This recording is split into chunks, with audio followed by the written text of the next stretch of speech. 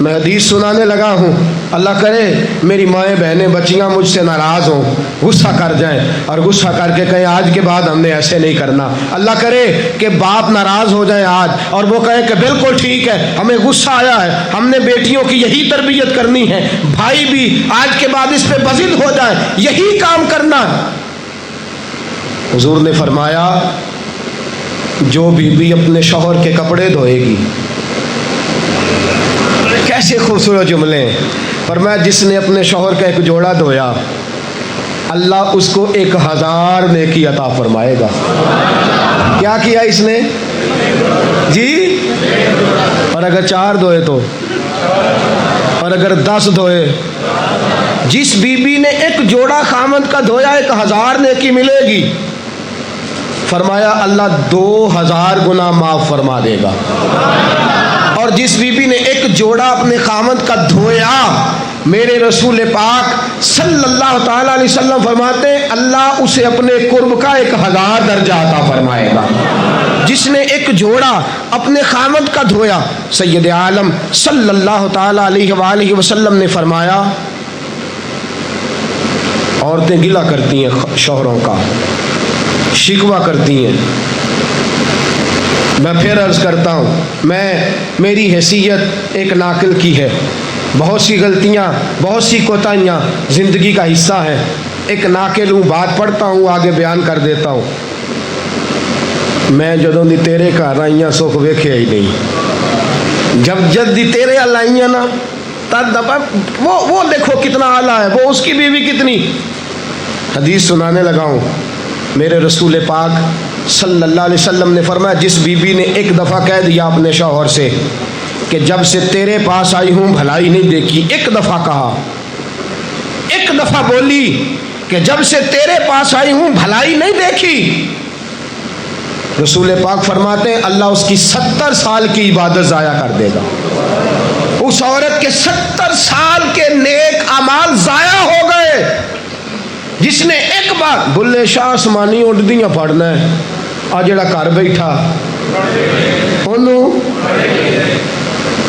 بیٹے کی جنت ماں کے قدموں میں، اور عورت کی جنت اس کے شوہر کے۔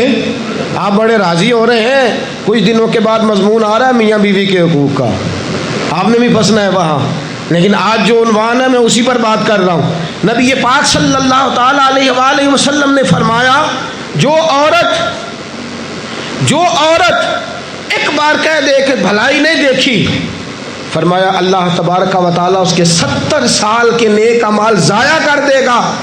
اور سید عالم صلی اللہ علیہ وسلم نے فرمایا جس نے اپنے شوہر کے آگے زبان کھولی اور اس کو برابر کے جواب دیے اور اس کی عزت کو تار تار کیا، فرمایا قیامت کے دن اللہ اس کی زبان کو 70 گز لمبا کر دے گا، اس کے گلے کے ساتھ لپیٹ دے گا، فرمایا وہ تڑپے گی، روئے گی، یا اللہ یہ کیا ہوا؟ تو رب فرمائے گا تو اپنے شوہر کی عزت نہیں کرتی تھی، تو اس کا احترام نہیں کرتی تھی، تو اس کا کہنا نہیں مانتی تھی، تو اس کی اطاعت نہیں کرتی تھی، تو اس کے حکموں پہ چلتی نہیں تھی۔ میرے محبوب کا شہر مدینہ، ایک آدمی، ایک صحابی جہاد کو نکلے، اپنی بیوی سے کہنے لگے میں جا رہا ہوں، میری اجازت کے بغیر گھر سے نہ نکلنا۔ اور حدیث میں موجود ہے، امام ذہبی حدیث لائے ہیں، فرمایا قیامت کے دن اس کے پیر گلے سے لپٹے ہوں گے، اس کے پیروں کو گلے سے باندھ دیا جائے گا، یہ کون عورت ہے؟ تو رب فرمائے گا یہ وہ تھی جو خامد کی اجازت کے بغیر گھر سے نکلا کرتی تھی، بغیر اجازت کے گھر سے نکلتی تھی۔ سید عالم صلی اللہ تعالی، بڑی عجیب حدیث ہے، میں پڑھتا ہوں تو رو پڑھتا ہوں۔ حضور حضرت فاطمہ کو لینے گئے، شادی کے 3 دن حضور لینے گئے، میرے محبوب نے آزمانے کے لیے کہا فاطمہ چلے، فاطمہ چلے، یوں ہاتھ باندھ دیے، عرض کی سونیا باپ بھی ہیں آپ، نبی بھی ہیں، میری جرت نہیں انکار کی، لیکن ابا جی آپ کی زبان سے سنا ہے شوہر کی بغیر اجازت نکلنا نہیں، اگر اجازت دیں تو علی کا انتظار کر لو۔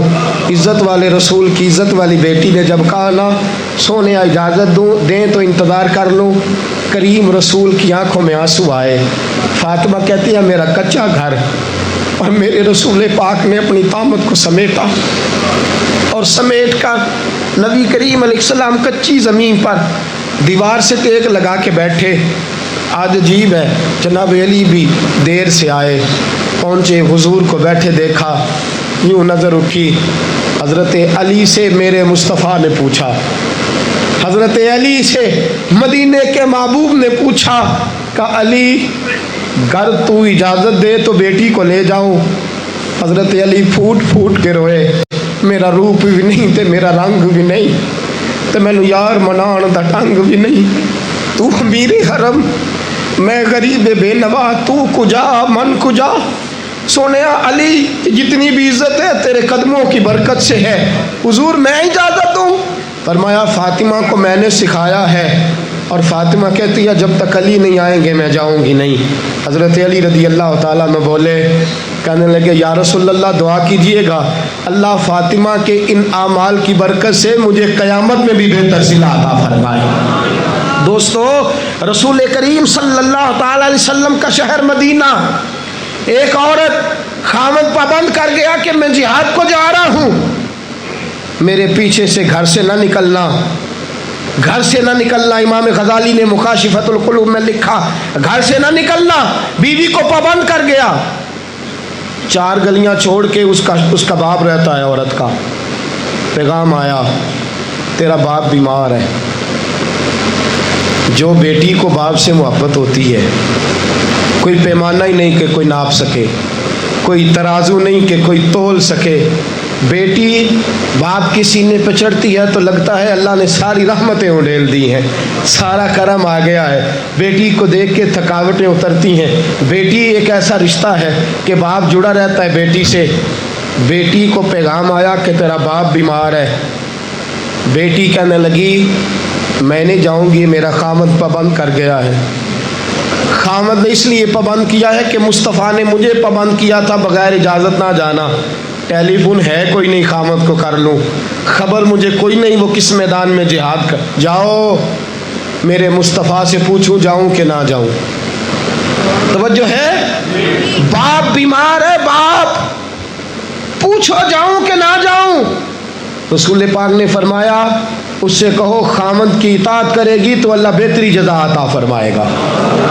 باپ بیمار ہے، خامد کی اطاعت کرے گی تو جزا بہتر ملے گی.